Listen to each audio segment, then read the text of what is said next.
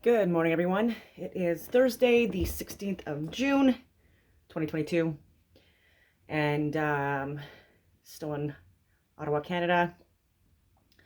There's a lot more information coming out in the last 24 hours regarding the transport minister that we have here, Omar, who's been failing us epically since the beginning of the pandemic. And then we've got Marco Mendoncini, who's our public safety officer, who again, multiple times in cabinet and throughout has lied and been misleading and spread misinformation and violence, incited violence, and so again he's back in the news in the last 24 hours for more lying. Omar too, Chrystia Freeland, so many others. I'm trying to think here. Oh yeah, and like an Ottawa University professor, a teacher of law and things as well, and like so hating on unvaccinated people, calling them babies and so many other yeah, just awful. So anyways, I screen captured what was said, and I tagged Ottawa University, and I think he should be fired. Like this is so appalling to me that people like that with those kind of opinions, uh, such conformist, ignorant, lack of education, clear education, teaching people in Ottawa University.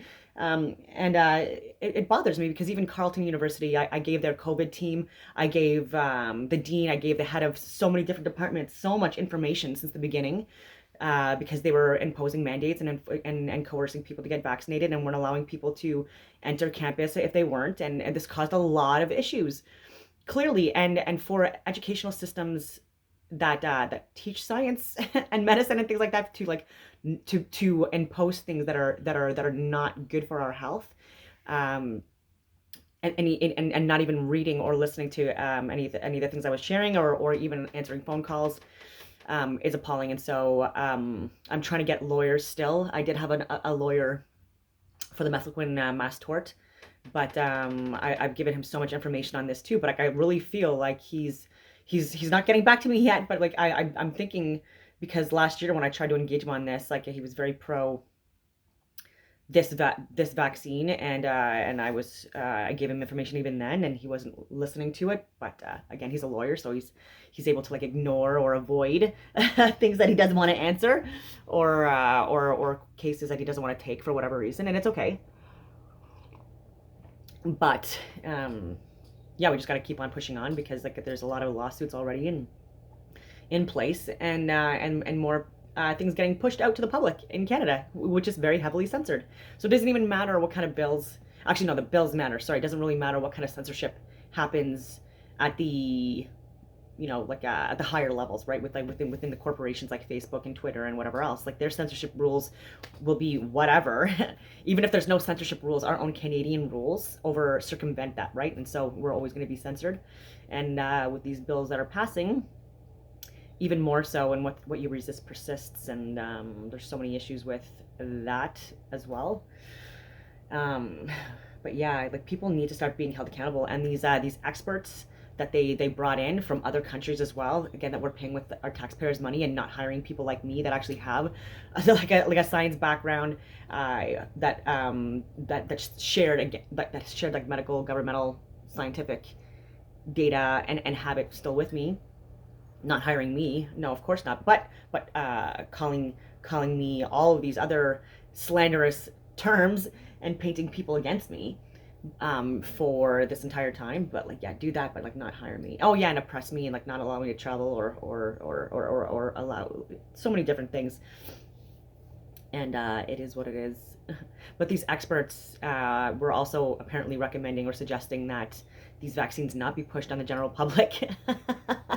And so I'm not laughing because like I'm laughing because like when I'm uncomfortable with saying information, sometimes I laugh, and I feel like people can relate. But I knew that was coming out anyways, right? Or at least that gives me a little bit more trust that at least people were saying no, and they're coming back saying now that this was very much politicized, and they were recommending from the very beginning that this not be rolled out the way it was, not be pushed the way it was. They were definitely against what was being said by politicians and other leaders, like Ottawa University professor and our prime minister and Mayor Jim Watson, who are a joke on an international level, right? So like maybe some people in Ottawa, these cool kids, these woke individuals that are not woke at all, maybe they'll find this stuff amusing because they made the same, moves with their health, their own decisions, those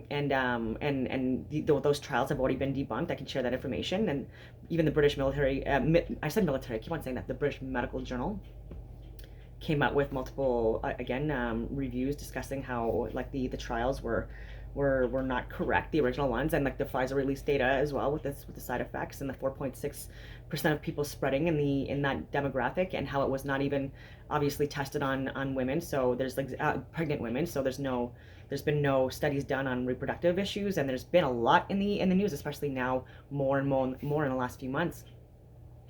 And more news on sudden infant death, and how within 90% of cases of sudden infant death have happened within 10 days of mass inoculations or inoculations in infancy and childhood.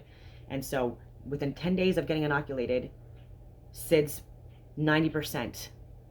Okay, and so we need to unpack that as well. And now they're coming out with sudden arrhythmic death or sudden adult death. They're calling it multiple different things.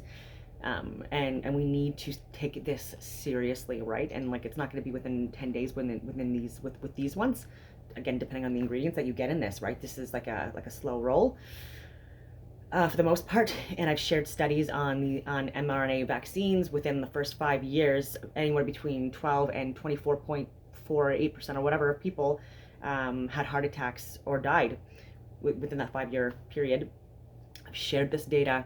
We need to take more and more consideration of like, we need to start answering questions at all levels, like multiple levels of government as well, military, law enforcement, fire. I've tagged people, I've emailed people, tagged people, I mean, on social media, and I've emailed people. And again, this is frustrating because there's people that are still serving that see this for what it is, and they're trying to like let their supervisors know, their bosses know, and they are refusing to even acknowledge anything, right? And this is across the board. Veterinarians are guilty of this too, like just harming animals or needlessly giving vaccines for profit, neutering for profit, and pretending that this is like to control the population, when they're very much aligned with these puppy mills and other groups and organizations and companies that sell animals. And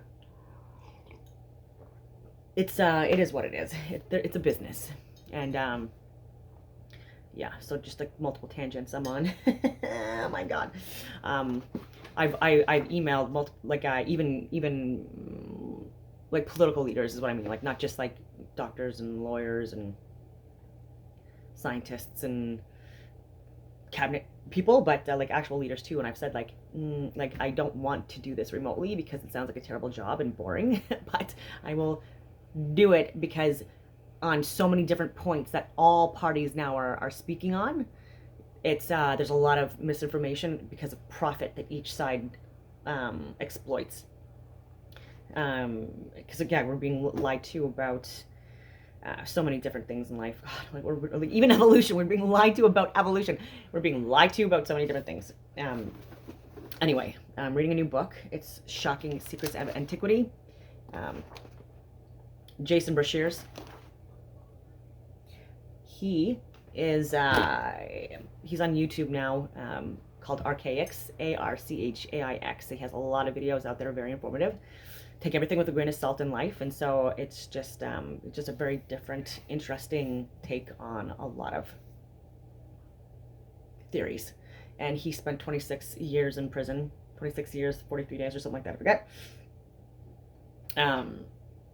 And he read a lot of books, and yeah, so he's put them all together, compiled so many different videos and books based on like his amalgamated research from like fiction, nonfiction, from all over the world. He's a chronologist, and so he's dealt with more with factual books, fact-based books, and history and all that other stuff. And so very, very interesting if people want to take a look at that, and his theories on us being in a simulation or simulacrum with like a dome, and kind of like more like a flat-ish surface of this three-dimensional world, or whatever you want to call it, alternate reality. Yeah, just all interesting stuff. But he like unpacks a lot of things. Um,